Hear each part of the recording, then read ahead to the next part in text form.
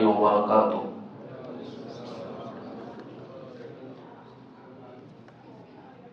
الحمد لله وحده والصلاة والسلام على من لا نبي بعده. أشهد أن لا إله إلا الله وحده لا شريك له وأشهد أن محمدا عبده ورسوله أما بعد. قال الله تبارك وتعالى في القرآن المجيد: بسم الله الرحمن الرحيم. كلوا واشربوا هنيئا بما أسلفتم في الأيام الخالية. وقال النبي صلى الله عليه وسلم: لا تزول قدما ابن آدم حتى يسأل عن خمس، وفي رواية عن أربع. الحدیث. محترم صدر اجلاس، اسٹیج پر تشریف علماء، اس مسجد کے ذمہ داران، مصلی حضرات اور اس مہینے کے پروگرام میں رائچوٹی کے آس پاس سے آئے ہوئے تمام مہمان، آج کے اس اجتماع میں مجھے جو موضوع دیا گیا ہے وہ ہے وقت کی اہمیت. محترم حاضرین،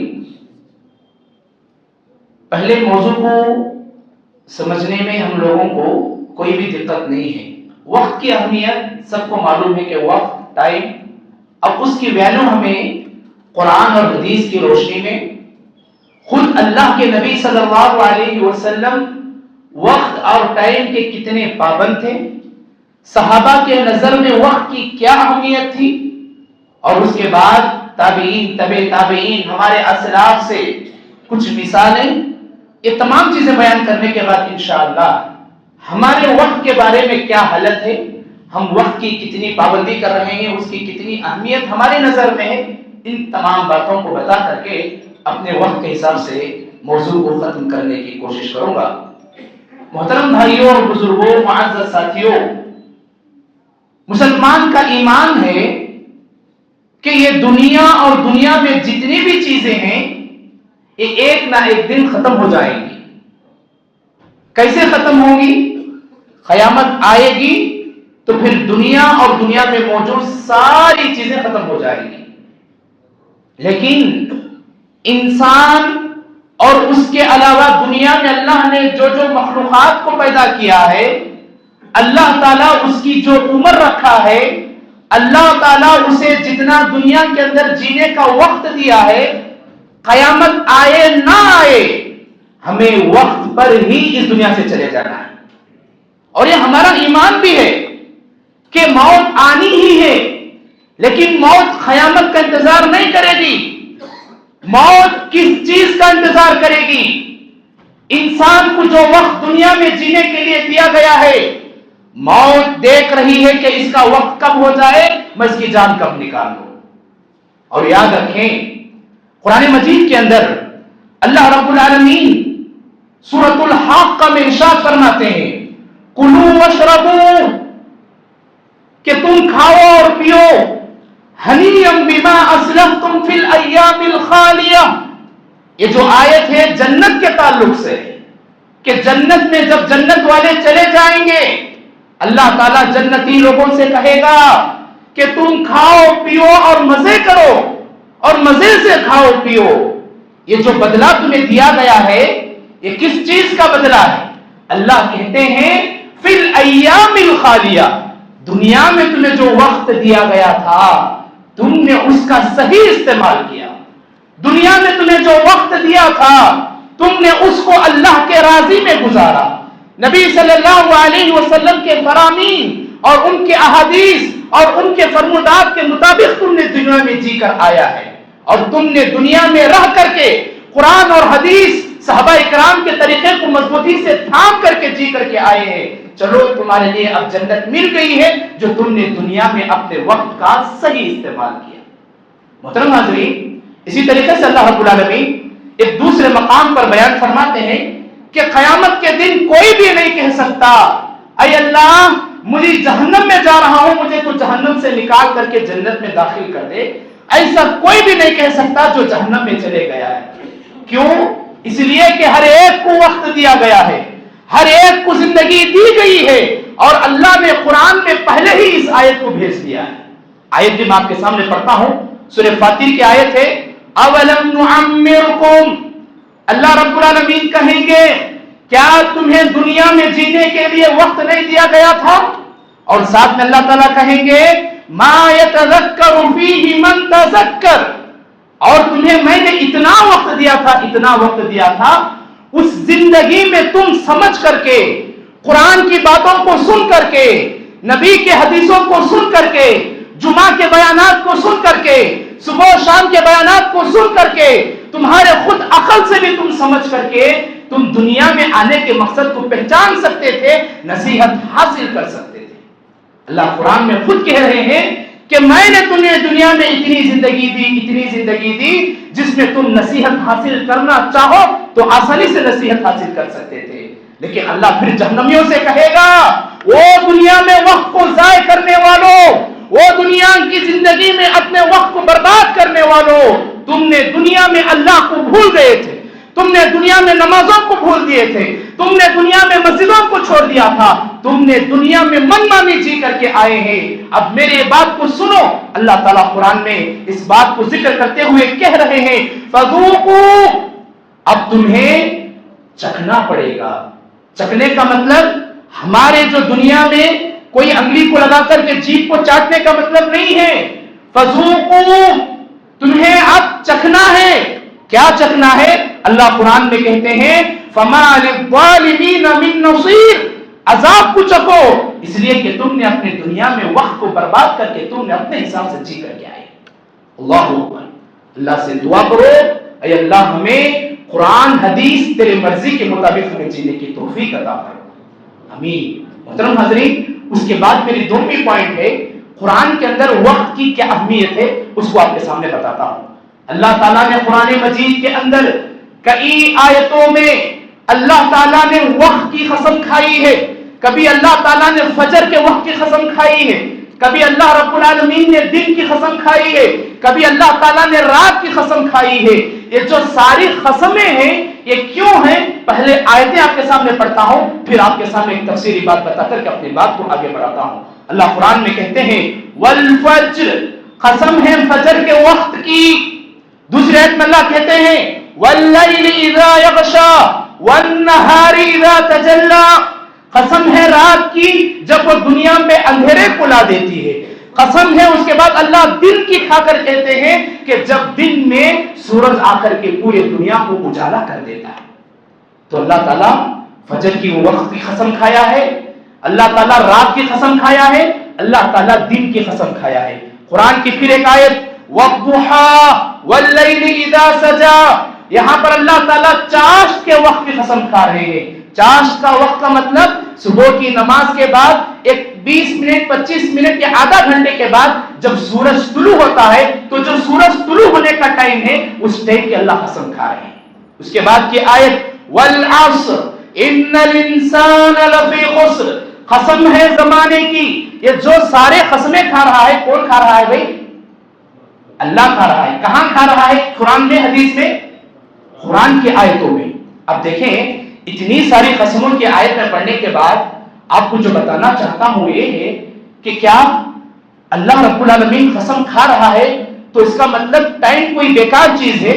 اس کا مطلب جو ٹائم ہوتا ہے اسے ہمیں فضول کرنا ہے؟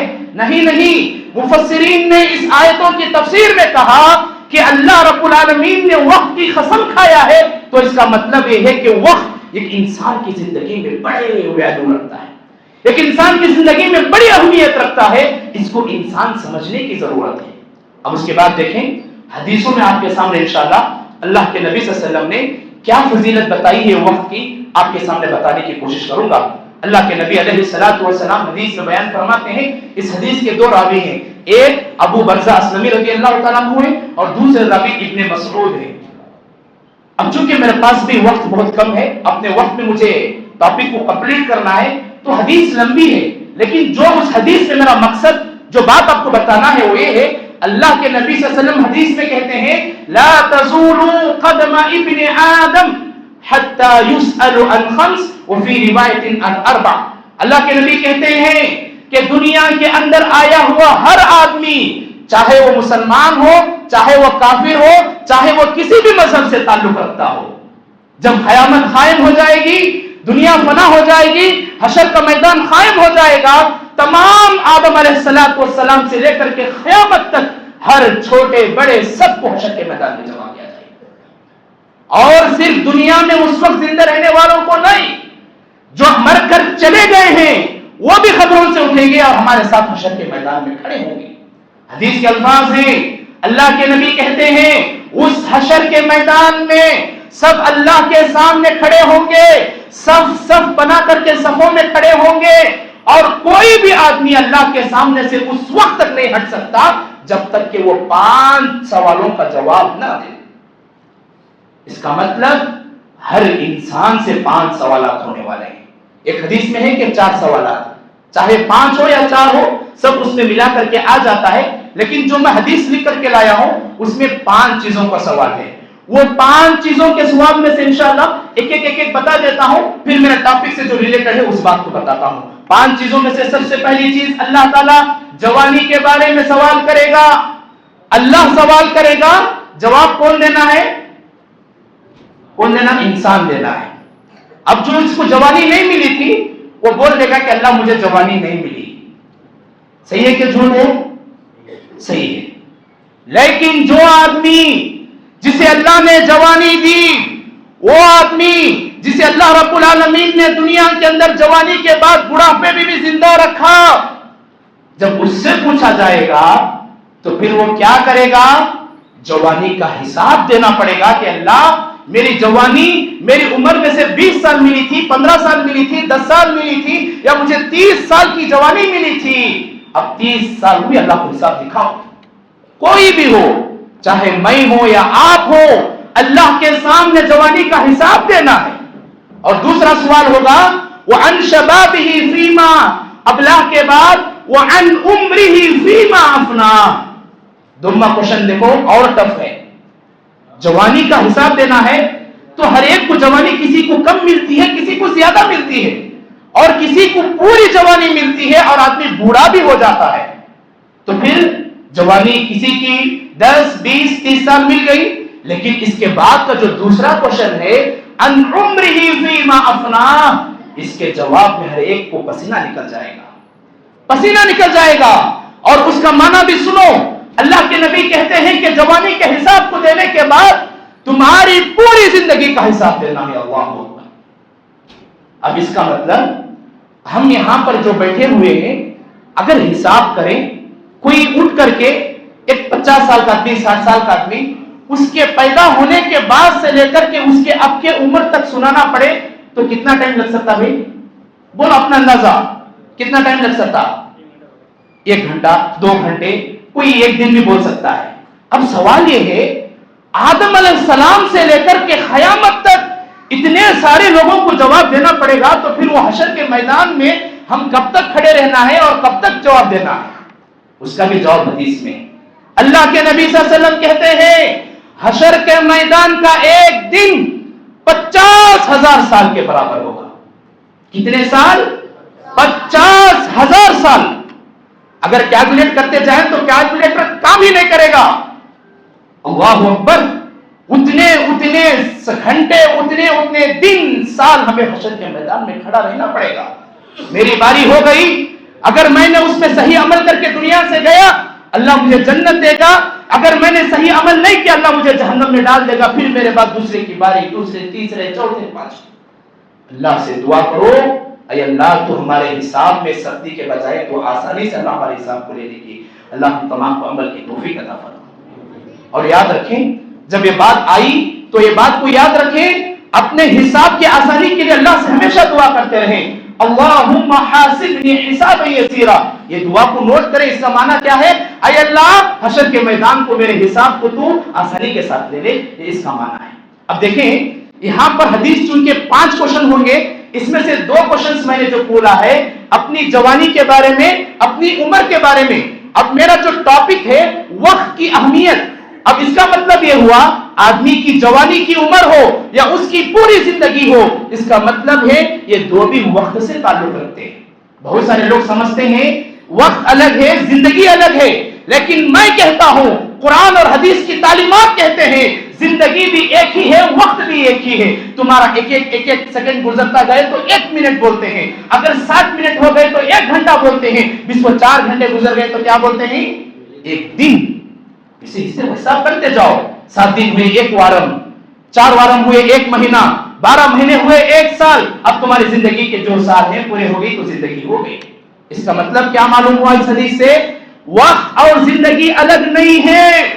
آج کل کے ہمارے مسلمان، آج کل کے ہمارے نوجوان، آج کل کے ہماری امت کے بچے جو ٹائم پاس کر رہے ہیں، آج کا ہر آدمی جو وقت کو فضول میں لگا رہا ہے، اس کا مطلب وہ وقت کو ضائع نہیں کر رہا ہے، وہ اپنی زندگی کو برباد کر رہا ہے۔ کیا اس کا مطلب؟ ہم اپنے سمجھ رہے ہیں کہ ہم انٹرٹینمنٹ کے لیے، ہنسی مذاق کے لیے، کچھ دل کو بہلانے کے لیے ہم وقت نکال رہے ہیں۔ اللہ کی قسم تم ہنسی مذاق کے لیے اور تم اپنے آپ کو کسی اہم کام کے لیے نہیں، بلکہ تم جو وقت نکال رہے ہو وہ تمہاری زندگی ہی کا وقت ہے، اور تم اپنے وقت کو ضائع کر رہے ہیں تو اس کا مطلب تم زندگی ہی کو برباد کر رہے ہیں۔ تو محترم حاضرین، اللہ تعالیٰ حشر کے میدان میں جوانی کے بارے میں پوچھے گا، اللہ تعالیٰ عمر کے بارے میں پوچھے گا، اور ہر ایک کو جواب دینا پڑے گا، اور وہاں وقت رہے گا۔ تمہیں وقت کی ٹینشن نہیں ہے کہ ہمیں اتنے سارے نہیں تو اللہ تعالیٰ کتنا حساب لے گا اور کتنے ہوں گے، اس کی تمہیں ٹینشن نہیں ہے۔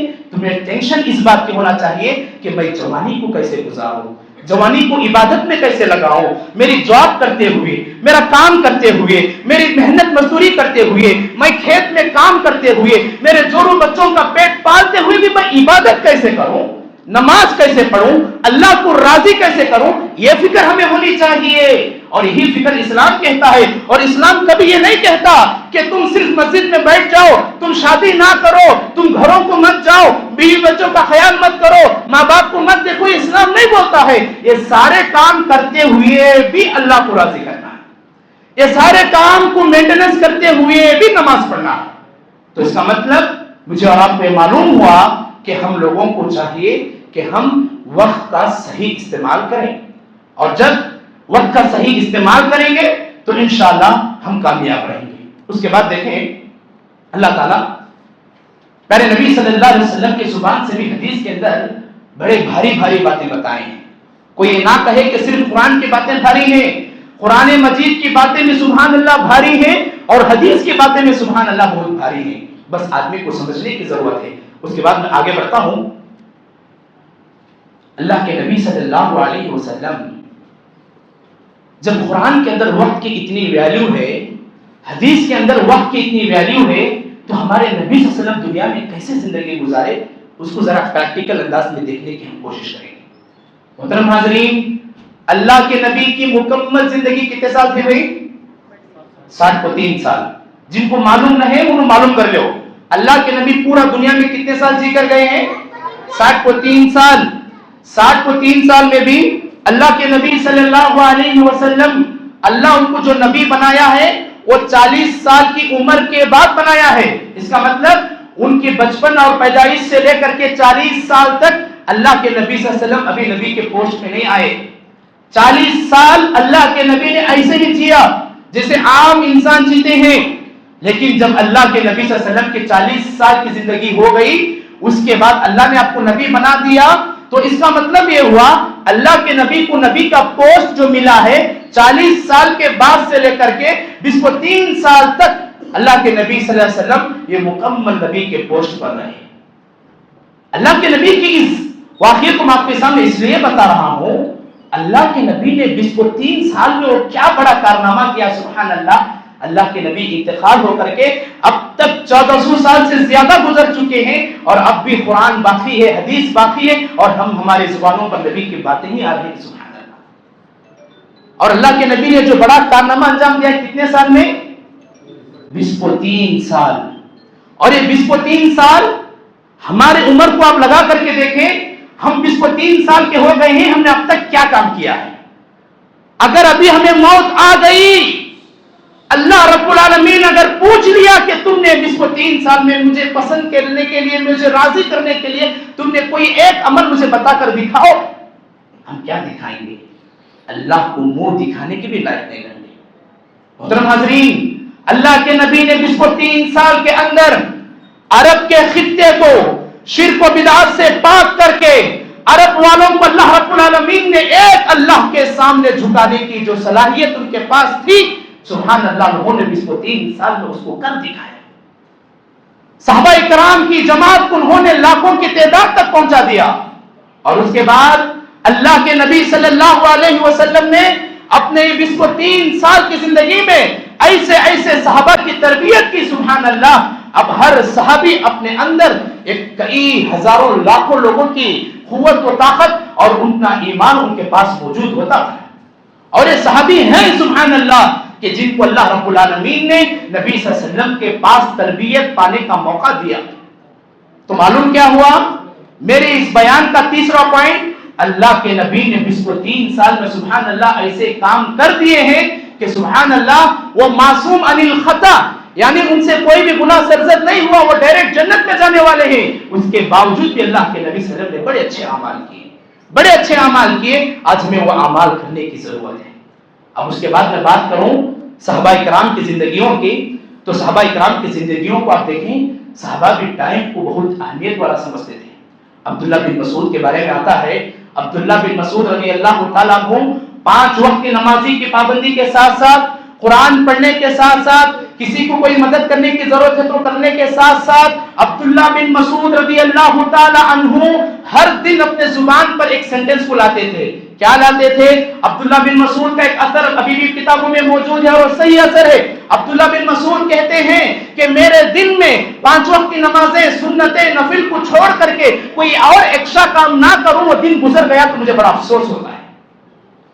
اس کا مطلب نمازوں کی پابندی ہو رہی ہے، جو ان کے اوپر حق ہے وہ سب کچھ عمل کر رہے ہیں، اور کوئی ایکسٹرا کام ان سے نہیں ہو رہا ہے تو عبداللہ بن مسعود افسوس کر رہے ہیں۔ اللہ اکبر۔ آج ہمیں صرف اگر شرک کی یا توحید کی بات کریں تو بہت سارے مسلمان شرک اور توحید کو پہچانتے ہی نہیں ہیں، سنت و بدعت کا کوئی فرق ہی معلوم نہیں ہے، گناہ کیا ہے نیکی کیا ہے معلوم نہیں ہے، اور آدمی دھڑلے سے کرتا جا رہا ہے اور اسے کسی کی طرح کی کوئی ہیبت نہیں ہے۔ محترم حاضرین، میرے معزز بھائیوں اور دوستوں، اس بات سے میں آپ کو بتانا چاہتا ہوں کہ عبداللہ بن مسعود کا یہ قول مجھے اور آپ کو ٹائم کی ویلیو بتا رہا ہے کہ ہم اس دنیا میں رہ کر کے اچھا عمل کریں گے، اس دنیا میں رہ کر کے اللہ کو یاد کریں گے، اس دنیا میں رہ کر کے نبی کے سنت کے مطابق جی کر کے جائیں گے، انشاءاللہ ہمارے لیے اس کے بعد کی جو آخرت کی زندگی آنے والی ہے، جسے برزخ کی بھی زندگی بولتے ہیں، جو موت سے ہی قبر سے شروع ہو جاتی ہے، ہم اس میں کامیاب رہیں گے۔ اللہ ہمیں قبر کی تیاری کرنے اور آخرت کی فکر کرنے کے لیے ہمیں توفیق عطا فرمائے۔ محترم حاضرین، اس کے بعد میں بات کروں، عمر رضی اللہ تعالیٰ عنہ کا ایک قول ہے، حضرت عمر رضی اللہ تعالیٰ عنہ اپنے قول کے اندر بیان فرماتے ہیں، انی لاکرہ ان اری الرجل، کہ میں کسی ایسے آدمی کو دیکھتا ہوں، کسی ایسے آدمی کو دیکھتا ہوں، کیا دیکھتا ہوں؟ کہ جو آدمی کوئی بھی کام نہیں کر رہا ہے، بیکار ہے، ٹائم پاس کر رہا ہے، جب میں اس کو دیکھتا ہوں، عمر کہتے ہیں کہ مجھے بڑا غصہ آتا ہے، مجھے بڑا غصہ آتا ہے، اور وہ آدمی کو دیکھ کر کے مجھے ناپسندگی کا اظہار ہوتا ہے، میں اسے دیکھ کر کے کراہت محسوس کرتا ہوں، اس سے نفرت کرنے لگتا ہوں۔ کیوں؟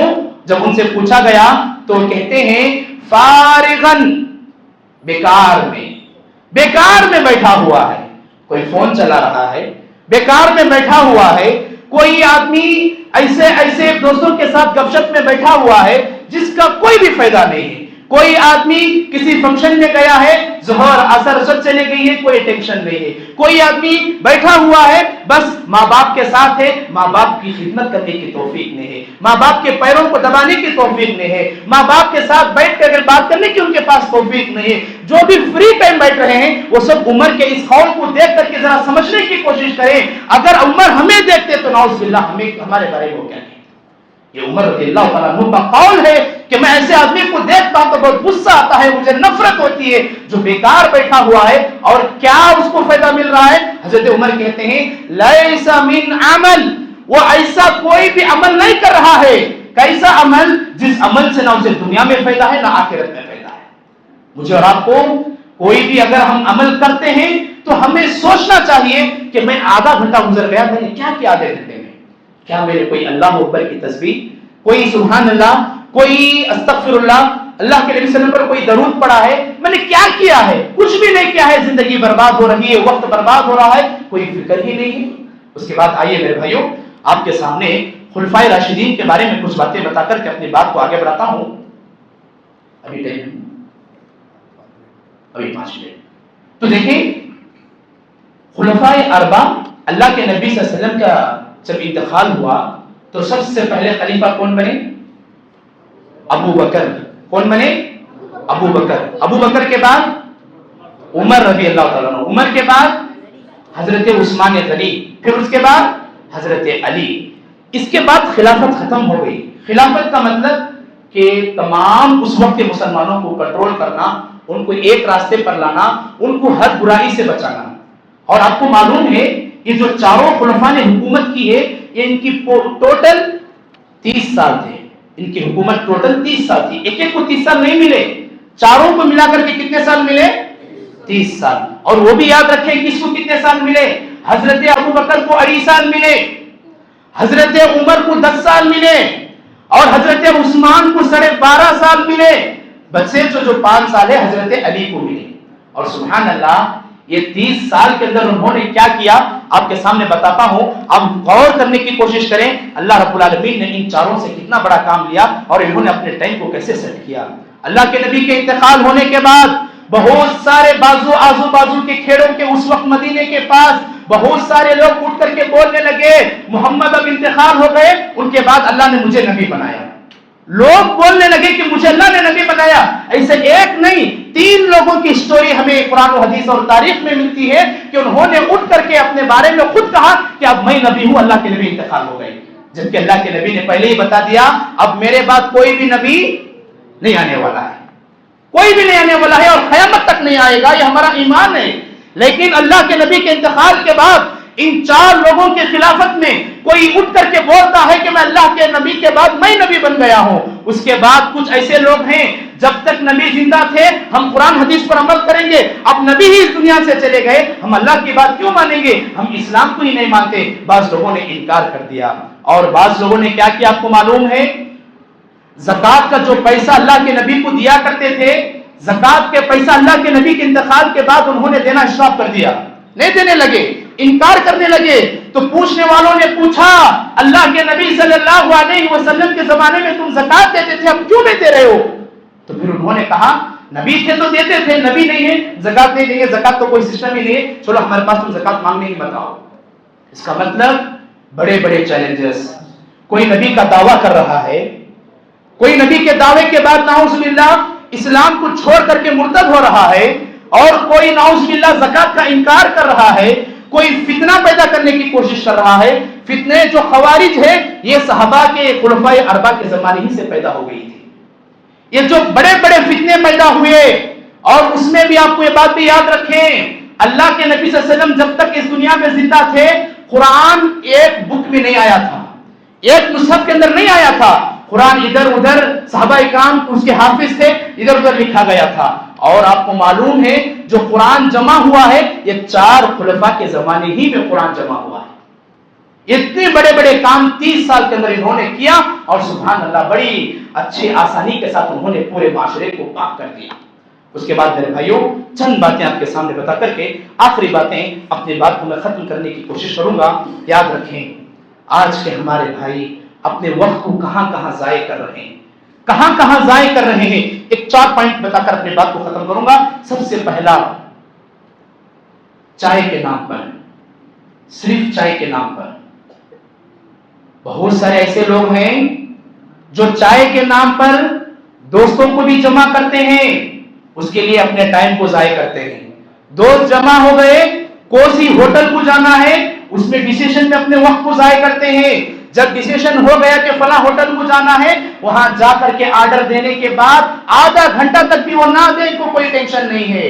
آدھے گھنٹے کے بعد چائے تو وہ پینے آدھا گھنٹہ لگتا ہے، پھر وہاں سے نکل کر کے اپنے گھروں کو آنے تک یہ جو چائے نوشی کا معاملہ ہے یہ میں نے اسی لیے سب سے پہلے رکھا ہے کہ آج کل کے ہمارے بھائی یہ سمجھ رہے ہیں کہ ہم تو چائے پینے گئے اپنے وقت کو ضائع نہیں کیے، لیکن میں کہتا ہوں کہ تم نے اس کے لیے جو ترتیب دی ہے یہ پورا تمہارا وقت کو آپ نے ضائع کیا ہے۔